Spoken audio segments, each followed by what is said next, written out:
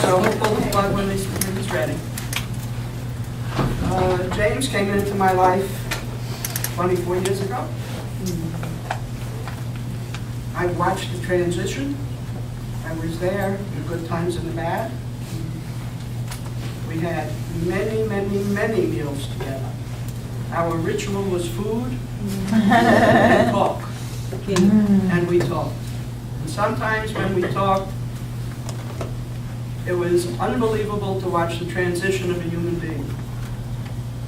You received the best he had. You watched him grow.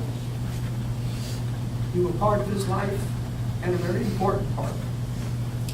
You gave him life. There's nothing more important than that.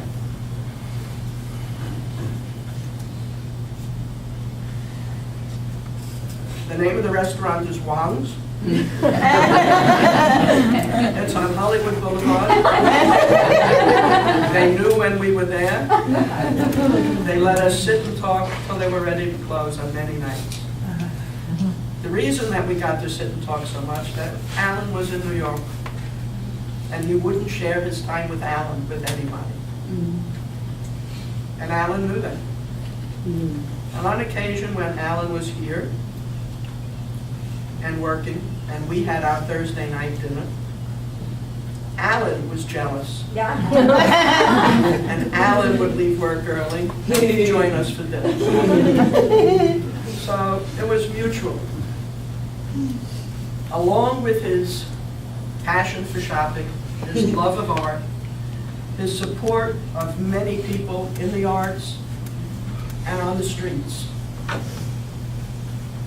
I was with him walking in New York one day, and one of his street people came over and hugged him and kissed him. And he takes out his wallet, and he shares with him.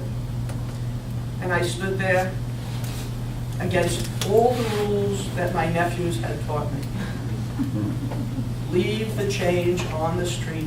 That's for the street. You're not allowed to pick it up.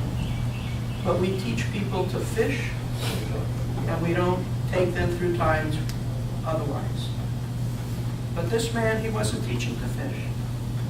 This man, he was supporting. They knew each other well. Obviously, they met almost daily. I know there was more than one. I know there were many in the years.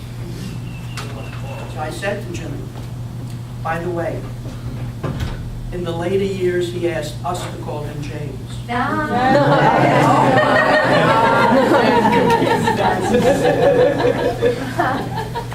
So I asked him, you always tell me, don't give people money. They have to learn how to fish. They have to figure it out for themselves. They have to start to pick themselves up. I said, so why would it, on this occasion, would you share with him? This is part of the process, Aunt Phil. It's okay. He needs it now. He will come along. So there were lessons every day to all of us.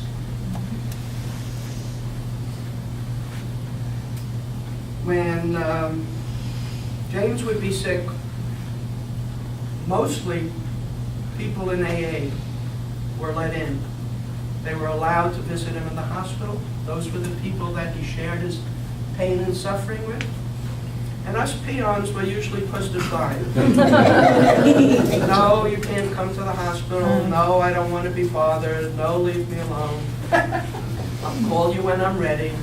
You can call him and leave messages from now till doomsday. And 2 weeks later, you got an answer back.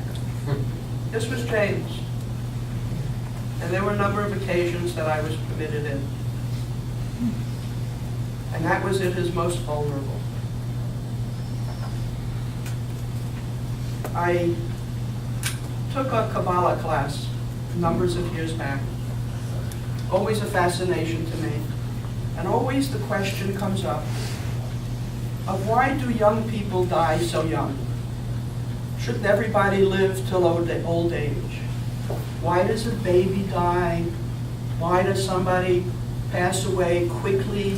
Why does somebody have to suffer with pain and suffering? All of these questions came up in this wonderful class. At the bottom line of that, it was really that we are here on this planet to become more godly-like. And we have to learn.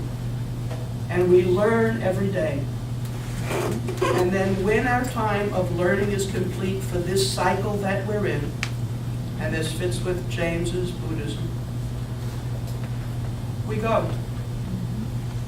So when a baby goes, they didn't need to learn much more. They're ready for another life. And sometimes when we see people that we think are bad people having very long lives, well, they need to be here for a very long time because they need to learn a lot. And with James, the gifts were many to us in the last 11 years. We have a blended family that's very loved and that gives us a lot of love. His nieces, his nephews, his sister-in-law, his acquired sisters and brother, his aunts and uncles have all learned lessons. And we're grateful for having had him in our lives. And we're grateful that you were in his life because you gave them life. Thank you.